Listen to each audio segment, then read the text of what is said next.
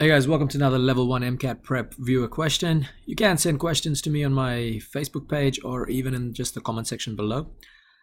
And also don't forget to subscribe just to keep up with the latest content. So let's get started with this question. As always guys, pause this video, try the question out by yourself, see how far I can actually go with this question. Okay, hoping you guys have had a chance to look at this question. I've had a quick read through this question again, and I think this shouldn't actually be here, this part of the question. So whoever sent me this question, I think there might have been an error in it. But anyway, what we have is we've got to try and show that the difference between the product of the last two numbers and the first two of these five numbers will always be an even number, and it's a multiple of 6. So let's actually think about this, all right? If I take my first number, let my first number be x, then my second number is going to be x plus 1, and my third number is going to be x plus 2. Fourth is going to be x plus 3, and fifth is going to be x plus 4. So I'm looking at product of the last two numbers, so that's the fifth and the fourth number. And I'm also looking for the product of the first two, which is going to be this. And I want to look at the difference between those two. So basically, the fifth number multiplied with the fourth number minus the first number multiplied by the second number. That's what I need to actually do first. And then once I do that, then I can actually show that it's an even number and it's also a multiple of 6. So if I look at the fifth number, that's x plus 4, multiplied by fourth number, which is x plus 3, minus the first number is x, and the second number is x plus 1. So what I've got right now is I've got two quadratics, and I need to expand and simplify. So the first quadratic, I've got x times x, which is x squared, x times 3 is 3x, 4 times x is 4x, and then 4 times 3 is 12, minus x times x is x squared, x times 1 is just x. So simplifying this, I've got my two x squareds that are going to cancel out, but I just realized I've actually made a huge mistake in this one. So, and I'm going to show you guys, it's very common to make this mistake. See, and I'm looking at this negative right here. It's actually negative x times x, which is going to equal negative x squared. And then negative x times positive 1 is actually going to be negative x, not positive x.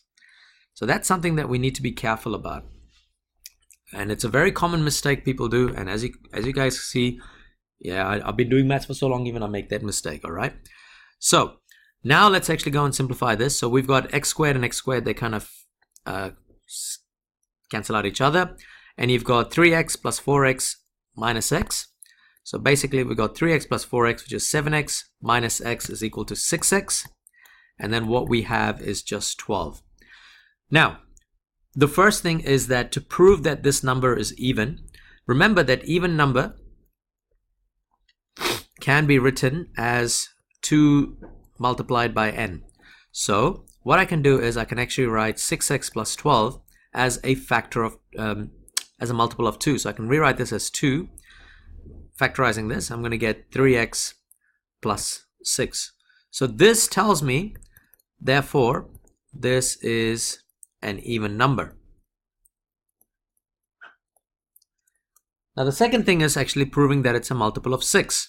So if we look at this, 6x plus 12, we can factorize this where 6 comes out and it can be written as 6 times x plus 12. And then this part, this shows that number is a multiple of 6.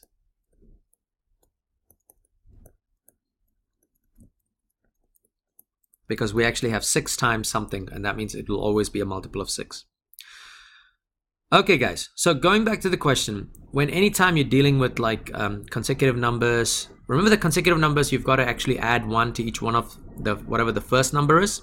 And then if it's something like an even number, you need to remember that even number has the form of 2n, and odd numbers have the form of 2n plus 1. Those two things will help you guys in answering questions like this. Alright guys, that's basically it for this little video here. As always, don't forget to like and share this video, and also don't forget to subscribe. There should be some playlists popping up with lots of revision material for the MCAT. That's basically it, and thank you for watching.